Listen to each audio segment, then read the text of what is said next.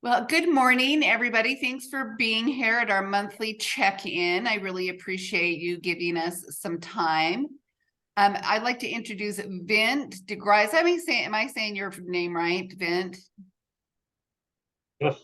So probably about a month and a half ago, I got a call from or an email from the VA hospital, and the person who is over running their pantry.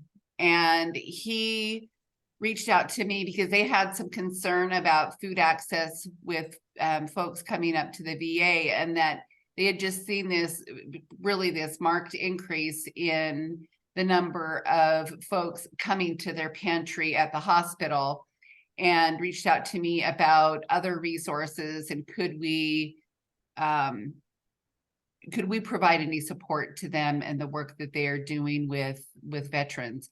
And so it just got me thinking about populations that need increased access to services and increased access to food. And that got me thinking about, so what benefits and what services are available to veterans in our community. And that led me to a conversation with Phil, who works with Vint.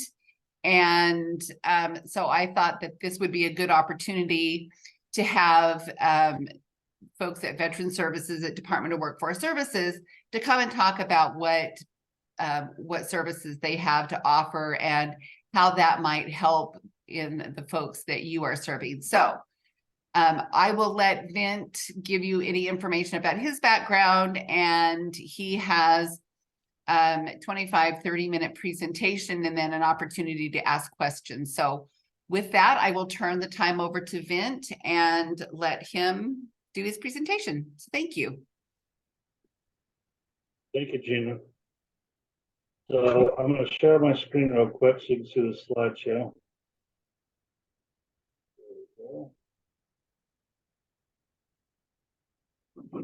So as Gina introduced, my name is Vint de Grais. I work for the Department of Workforce Services. I've been with the department for over 30 years. I've been working specifically with veterans for the past 16 years. And it's a job I enjoy greatly, but it might surprise many of you to find out that I actually did not serve in the U.S. military. I have a kidney disorder that prohibits me from being in any military service, so I never had the chance.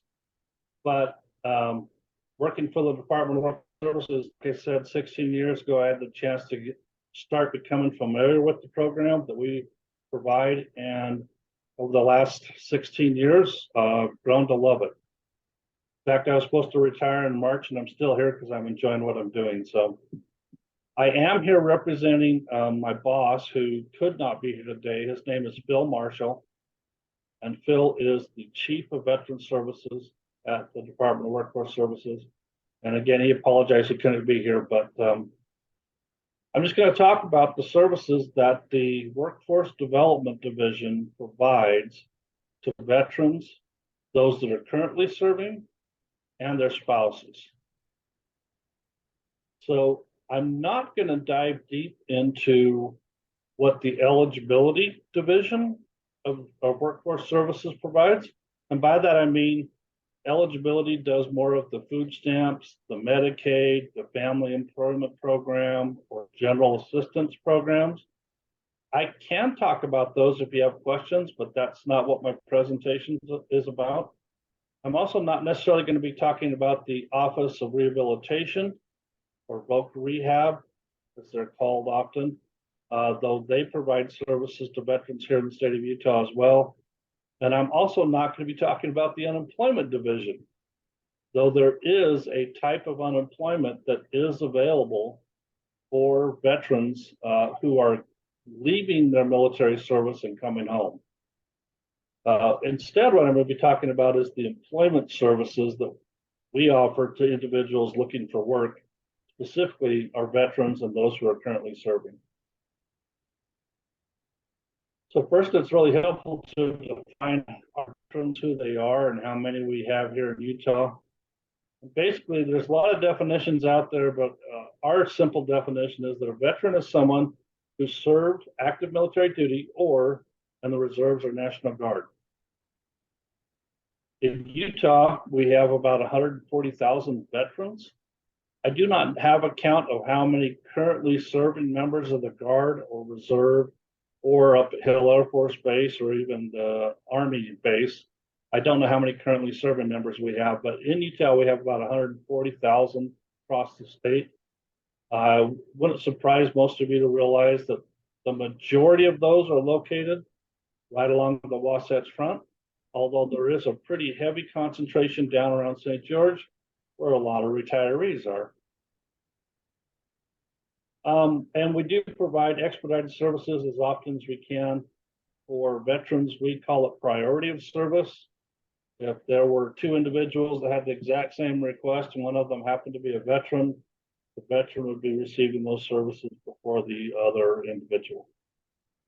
So that's basically a definition of who the veterans are. Our services can be found online. In fact, jobs.utah.gov, I'm sure you've heard of that website, is our main portal. 90% of the services that our department provides are actually provided through online services. A lot of folks are surprised to hear that. I'll show you specifically the veteran part of this page, but also a lot of our services are provided in person. We have employment centers throughout the state, and I'll show you how to find those and also kind of give you a map of where they are. But let's start with the online services. So on jobs.utah.gov, there is a veteran-specific page, jobs.utah.gov/veteran. The picture you see is actually the landing page for that veteran page. And you'll notice there's 4 kind of breakouts on it. We have those that are currently serving, veterans, spouses, and employers, and each of those icons lead to a lot more links that are specific to that group. So just as an example, the currently serving military members, their needs are vastly different from the veteran, and the spouses of either of those individuals are definitely different as well. And then we have our group, our employers that are hiring veterans, and we'll talk about the employer piece as we come to the end of the presentation here. But I talked about the fact that we have employment centers located across the state. We do.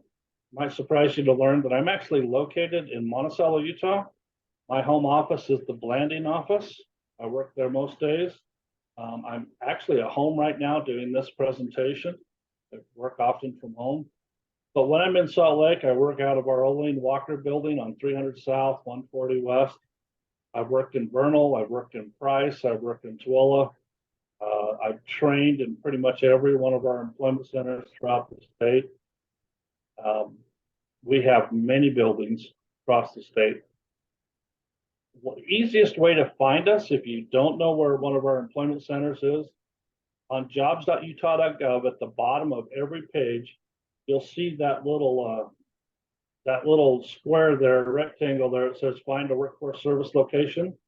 That's at the bottom of every page. You can type in a zip code or you can type in a city, hit find, and you'll be sent to the closest employment center for that location.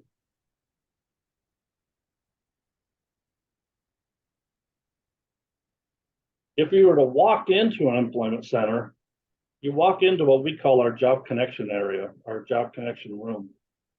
And the services here are available for anyone, not just a veteran, anyone who walks through the door. You can see a list of services that are there. We tend to focus specifically on connecting people to the other divisions of workforce services, like unemployment or the eligibility services, even voc rehab or housing. But we also focus heavily on how do we help individuals connect to jobs. So we post listings for employers, open recruitments, but we help job seekers prepare for like the resume and interviewing skills, and then connect to those employers. We give a place in our employment centers for employers to actually meet with job seekers if they want, and conduct interviews. You can see the list there. I don't know if anyone has a question about any of those services that are listed there.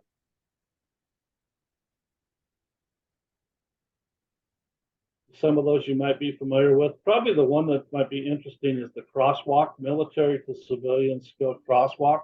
Just to give an example of that, the number one barrier for a veteran and looking for work is trying to explain to a civilian employer what kind of military experience or training they had. So a crosswalk allows them to take their military job, enter that into the computer, and the computer will say, here are similar civilian jobs. That crosswalk becomes a very good service for a lot of our veterans.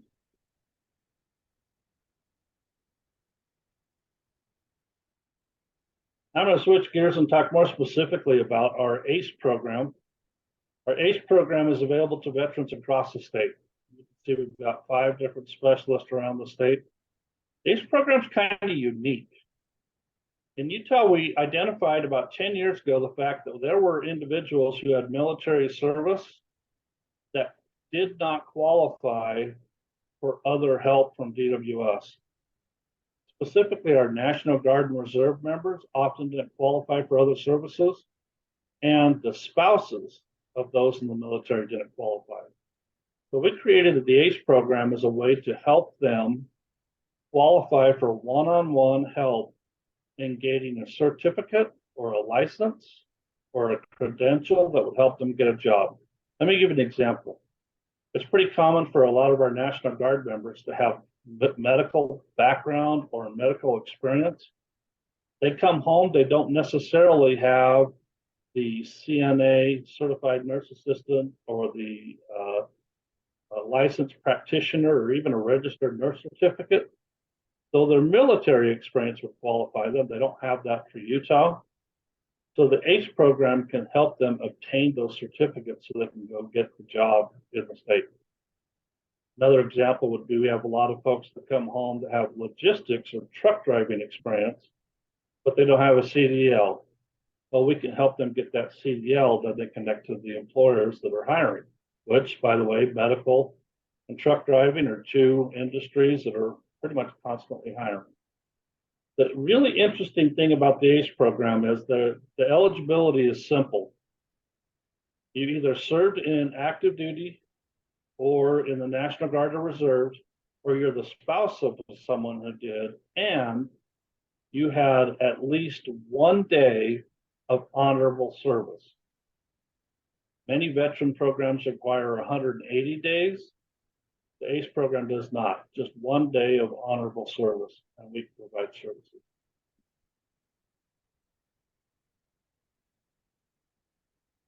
Probably the program we're most known for is the Disabled Veteran Outreach Program, or DVOP. It's easier to call them DVOPs than say Disabled Veteran Outreach all the time. For the Disabled Veteran Outreach Program specialists, we have 15 of those across the state. They literally provide one-on-one help for veterans that either have a significant barrier to employment or they're in one of the populations that the Department of Labor has identified as needing help connecting to jobs. So who are we talking about? Unfortunately, we have a lot of veterans who have issues with incarceration or homelessness. Hard to believe, but we actually have veterans still who do not have their high school diploma or GED. We also have veterans that are considered low income. Any of those veterans would be considered as having a significant barrier to employment, and our DVOP specialists can then sit with them one-on-one and try to help them overcome the barriers or address the barriers so that they're able to go back to work or gain a job. Typically, our services will last anywhere from 2 to 3 months to about 2 years with these individuals. It just depends on the circumstance. Again, a lot of folks have heard of the DVOP program. It's been around since the early 70s. We have representatives across the state that do this. This is the program I work the most often with in our department. I've literally trained all of our DevOps specialists and I spend a lot of time working with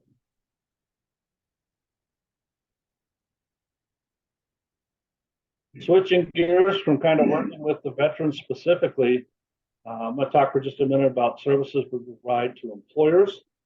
There are employers specifically that want to hire veterans. They want the soft skills that a veteran brings to the table.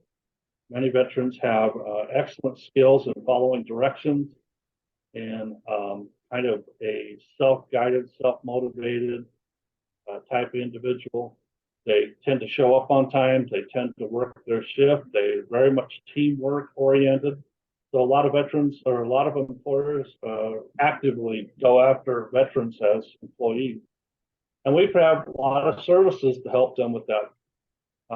For example, we have the Utah Patriot Partner Program, which is an incentive for the employer to be identified by veterans looking for work as an employer who hires veterans.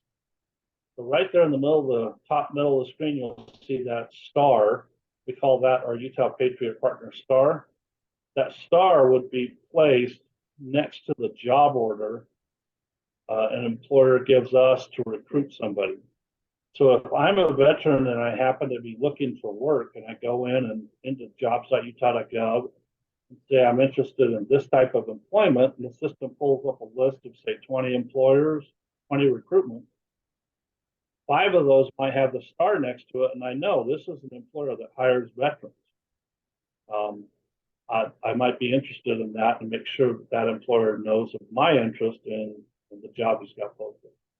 So it's just a way for that employer to kind of quickly say, hey, I'm hiring veterans. There is a federal program that does it as well. It's called the Hire Vet Medallion. That program does cost some money to participate in, and we've had about 7 or 8 employers across the state that do that every year. They tend to be larger employers, but the Utah Patriot Partner Program is in every county. We have employers across the state. Currently, we have about 2,000 employers that are participating. Kind of exciting. There are some other advantages for hiring veterans. There are tax credits at the federal level and the state level that we educate employers about, help them apply for. We also have a bonding program. So if we have a veteran who happens to have had been incarcerated and now is home or out of incarceration, but employers are a little leery, we can provide a bond for that employer to hire the veteran. It's a great service. Not used very often, but it's there when we need it. And we do have a veteran employer representatives. We also call them the LVER. They work across the state. There are 4 currently. We have Lisa, who's full-time, works with employers both across the state and out of state. We have Michael Johnson, who's located right there in Salt Lake County, works with both Salt Lake and 2 other counties. We have Jeff Henry that covers basically the northern end of Utah. Then Anford, who covers all of southern Utah. I have to make a note though, Anford was just deployed. He'll be back in October. He left in March. He is still actively in the Utah National Guard and occasionally gets deployed, and he happens to be on deployment right now. So the other 3 are covering for that part of the state. And finally, a lot of our work, I told you that we work specifically with veterans looking for jobs, but a lot of our work is with veterans who have other needs. So we have some key partners. One of those is the Utah Department of Veteran and Military Affairs, veterans.utah.gov. They pretty much handle all other things veteran related within the state of Utah. So if you're familiar with the nursing homes that are in Utah, there are 4 of them. Those nursing homes are run by the Utah Department of Veteran and Military Affairs. You might have heard of this veteran cemetery that's out there in Bluffdale. That veteran cemetery is also run by that department. They do a lot of outreach across the state to help veterans with benefits. So often you hear about people having a hard time at accessing their veteran benefits through the VA. This state agency helps them. Sorry. Ben, I'm so sorry to interrupt. Michelle, my colleague, is trying to join the meeting. She's been waiting for a minute. I'm not sure who's able to allow her in, please. I just admitted her. Oh, thank you so much. Uh-huh. Sorry. Okay. The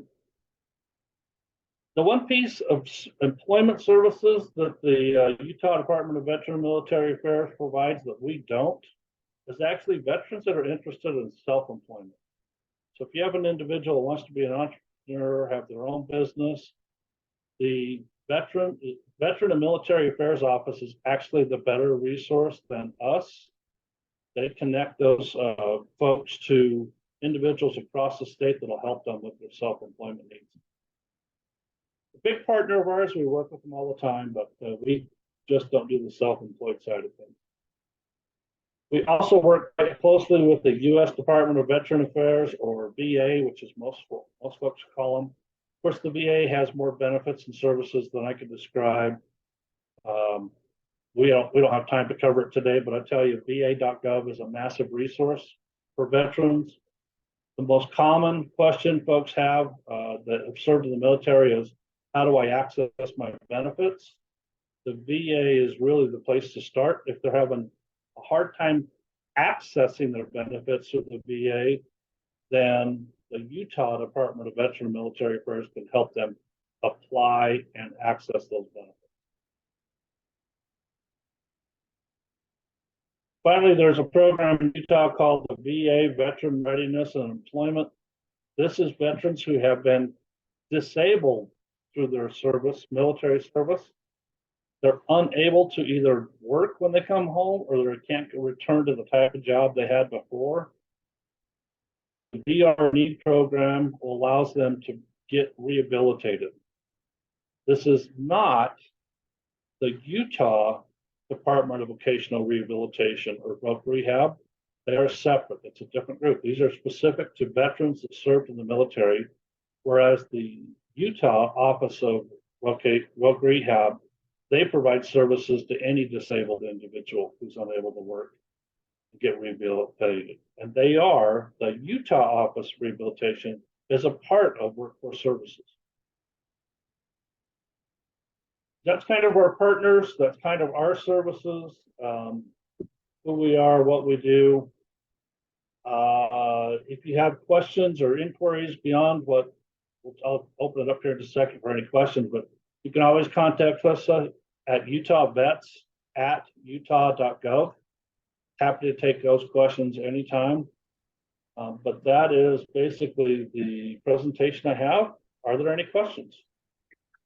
Yeah, so if you have a question, just jump right in and I will start us off.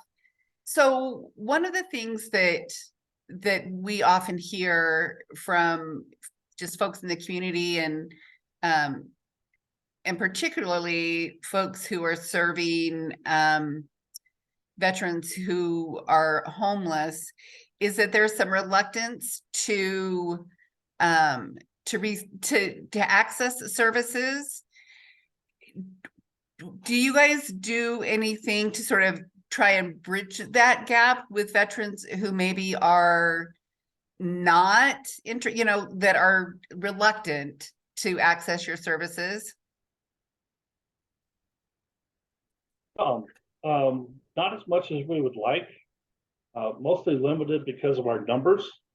But the Disabled Veteran Outreach Specialist, you'll notice outreach is part of their title. They are by congressional mandate supposed to go out and do outreach to veterans that could need their services. So we talked about homeless veterans. We do have an individual in Salt Lake County that does go around to some of the homes, the shelters, and meets with individuals one-on-one. Unfortunately, Salt Lake County, our DVOP specialists have had a lot of turnover, so we have not been consistent there.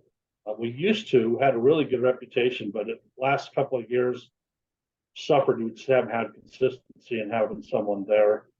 Ogden area, there's one of our DVOP specialists that goes to the Homeless Veteran Fellowship, I believe weekly, and connects and individuals are referred to them if they not happen to be in the building that day. So a little bit, not as much as we would like. Other locations they tend to do outreach to is usually the universities or the colleges. Incarcerated, we try to work with the adult probation and parole offices. If they've got a veteran they're working with that's in need, we try to connect with them. We tried to do a little bit of outreach with those leaving the prison system. That didn't work as well as we thought it was gonna. We tried a couple of years ago, opened ideas of how to do better, but I'll be honest, we've only got 15 across the state, so our abilities are a little limited, but we do want to connect and help if we can. Great, thank you. And then I also have one more question, if you will indulge me. So when folks do access your services, do they generally get referred from, like, say, eligibility services, and through that process get referred to you? And do you do the opposite, like you get somebody in who is accessing your services, and then do you refer them over for support services and eligibility? So interestingly enough, the most common place we get referrals from are other veterans. It is, you know, a veteran covering his brother's back and making sure that they're taken care of. Somehow they're aware of what we are or who we are and what we do. They'll make the referral. They'll say, you need to talk to these folks. Oftentimes they'll bring them in to the employment center and say, here's who you need to connect with. The other big area we tend to get referrals from is the ACE program. Those ACE specialists focus heavily with the National Guard and Reserve members, which tend to not qualify for DVOP services. So the ACE specialists go to the National Guard drill weekends and actually present as part of their weekend experience. They have access to all those soldiers and all their spouses. That tends to be where we get the majority of our referrals from. Having said that, yes, we do get referrals from our partner agencies, food banks across the state, any of the homeless providers across the state. Often the schools will send referrals to us. But we also make referrals to those services, because if we don't provide it in-house, but if we've got a veteran in front of us with that need, it's incumbent on us to know what the resources are in our area and make that referral. So we try to do that all the time. Great, thank you so much. Does anybody have a question or comment for Vint before we let him go?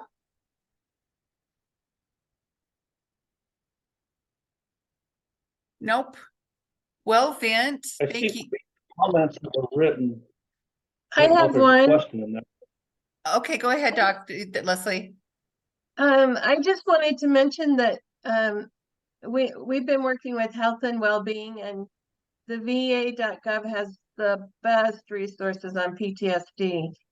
Like, I don't know, Vin, if you have anything to add to that, but wow, I mean, PTSD resources are good in a lot of areas if you have a trauma-based program, and they're a great resource.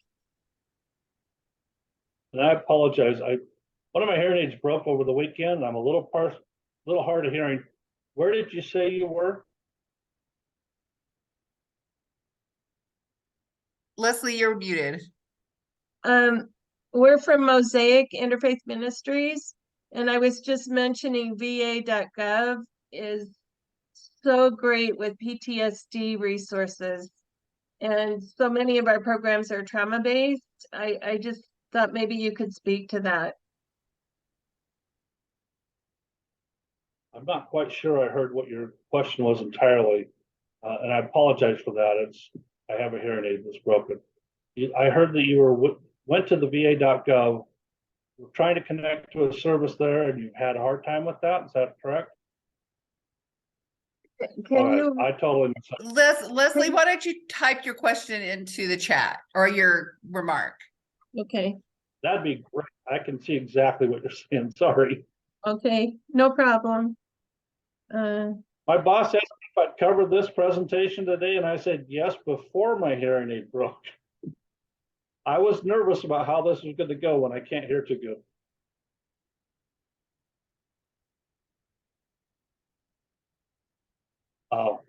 I see your comment here about you're a military brat, your dad was in the Air Force. That's awesome.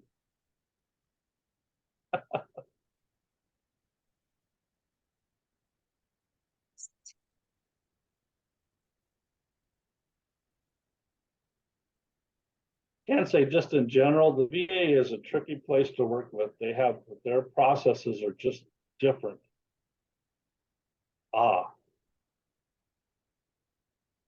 You know, I can speak to that a little bit. Sorry, I really misunderstood. That was your question. I'm glad you typed it in. PTS is a very, very common issue, as is traumatic brain injury. We pretty much every year have someone from the VA's hospital. Dr. Stephen Allen used to be the gentleman that came every year. I'm not sure if he's retired now. I haven't heard his name for a couple of years. But they are outstanding with treatment of both PTS and traumatic brain injury. It's very helpful for our staff to understand how PTS and traumatic brain injury manifests itself, because employers ask us all the time, how do I know when this is not just somebody acting out, but possibly connected to their military service? And that training we have done allows us to at least recognize some of the symptoms. But the University of Utah just started the University of Utah and the VA Salt Lake just started a new program, I think a year and a half ago, maybe 2 years ago, focused specifically on the treatment of post-traumatic stress and how to help veterans work through that. They are nationally known as one of the centers that is leading the research on PTS. So I don't know if that helps at all, but that's the little I know.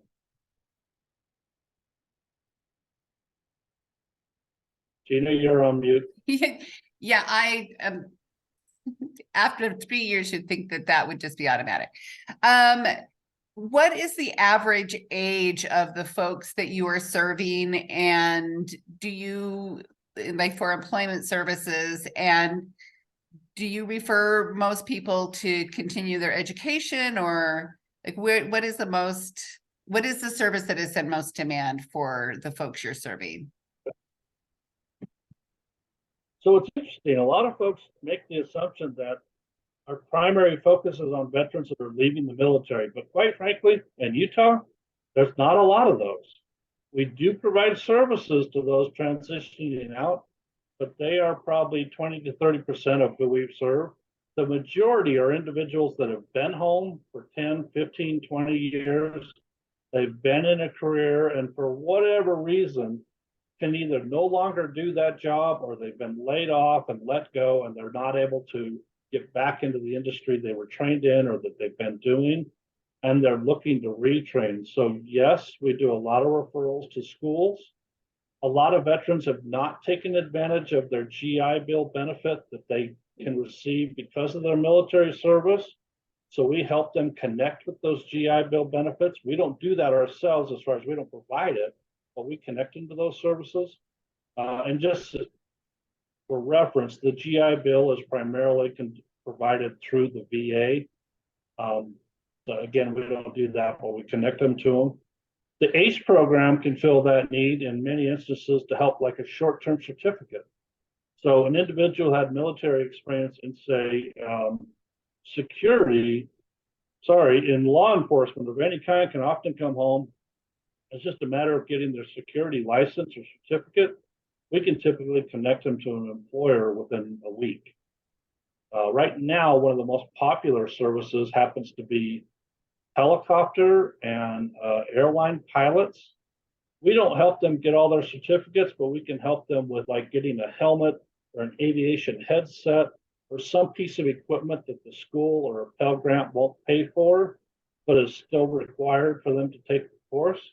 We've been working with, there is a group out of Southern Utah University in Cedar City, and there's a group up north. I can't remember the name of the school. It's a helicopter school. We've worked quite closely with to help those veterans get those pieces of equipment. But I have to say, probably the most common service we provide.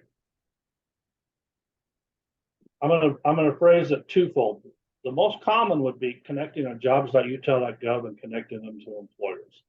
We don't really do that one-on-one. I mean, we do, but the system does that more than we do. 90% of our veterans get connected to employment through jobs.utah.gov, not through working with one of our staff, which always is a surprising number for us. We only see about 10% of the veterans that actually come to the door and need one-on-one help. That's kind of interesting. But then the second most common thing that we provide would be that one-on-one assistance where we're working with someone who just doesn't know how to take the next step. And this will sound funny, but it ranges all the way from the veteran who never had a job prior to their military service. Now they're home and they don't know how to connect to an employer. They've never completed a resume. They have no interviewing skills, and they don't know how to present their military service. So there's that aspect. But we also have officers who come home and assume they're entitled to a $100,000 a year job, a great salary, and great benefits, and they don't understand how to explain to their potential boss what their military service was and why being a major or a lieutenant or a colonel provides them some experience that other veterans won't have. They don't understand that. So we often spend a lot of time trying to translate their military service into a language that a civilian employer can understand. And I'll speak for myself. That's super interesting. As I used to work as an operations manager for 2 employment centers in Vernal and Tooele, and I had veterans that would apply for positions in those employment centers. Back then, I didn't know the military very well, and I had veterans, I can guarantee you, explain to me their military service. I had no clue what they're talking about. Now I know how to help them explain what they did in the military, so that as a civilian, I can say, yeah, you've got the skills or the experience I'm looking for. You're a great candidate. That is a really common problem, both from the employer's perspective and the job seeker. Yeah, and I never thought of that, but yeah, you enter the military when you're, right out of high school or, at least shortly thereafter, and have never been in the civilian workforce. That's so interesting. And then I guess my final. It has more to do than just that, though, Gina. Think about it for a second. For those that are coming out of the military, often right out of high school, they don't often have experience with budgets. They don't know how to pay their bills because they've never had to. So they come home and suddenly they have to manage money when they never had to before. They often don't have those skills. So folks coming in with barriers to employment, it's pretty common they have really hard time handling money because they never had to. The military took care of them. So yeah, wow, that is really interesting. And then my last comment or question is, how can we as community organizations support the work that you are doing?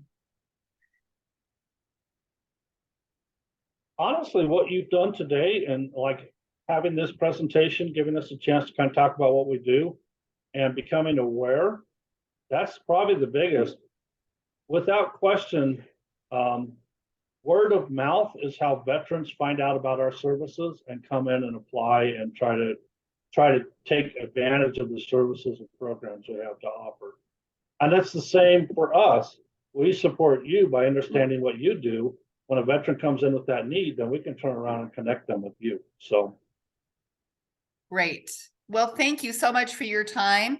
Does anyone have any final questions for Vin before we let him go? Okay, great. Thank you, Vin, for joining us today and for doing it on such short notice. Sounds great. Thank you. Okay, thank you, Vint. Okay, everyone. Well, thank you so much for being here. I don't think we have really any major things to discuss. I would just want to remind you that there are two policy changes that are coming up, and we'll probably have one more meeting before they go into effect. But college students are eligible under the current exclusions of the work requirement until June 9th. They have to apply by June 9th in order to have those exemptions apply to them. And then the able-bodied adults without dependents, that 3-month time limit will start on July 1st. So just as a reminder that those policy changes are coming up. And then if you have any ideas of what we could talk about at our next meetings, people that you might want to hear from in the community, shoot me an email and let me know. Otherwise, oh, well, it's already 9:45. So that went fast. I will let you go and you can get back to your day. Hi, Cornelia, can I interrupt? I mean, Sure. Steven, sorry. That's okay. I'm sorry I was late. I was in the middle of something I couldn't get out of, so Oh, no, that's okay. So That's late. totally fine. yeah, but this is very interesting for me. And I know that normally you share this, you'll send the video, right? So Yes. I'm looking forward to looking at that, the complete thing. So I appreciate you and for this. Oh, you're welcome. And I'm sorry that I let you linger in the waiting room. I was not paying attention. So, No, that's okay. I mean, you're doing your job, and so it's my bad for coming in late. oh, So no, thank that's you so just much. fine. Yeah, I will get this sent out by the end of the day. So you'll have that to watch. Okay, And perfect. Thank you I'll so much. send Vince contact information along with the video as well. That's wonderful. Thank you so much, Yeah, Tina. thank you. I really appreciate you guys giving me some of your time this morning, and I will let you get back to your day. Thank you. Have a good day. You too. Thank Bye-bye. you. Bye.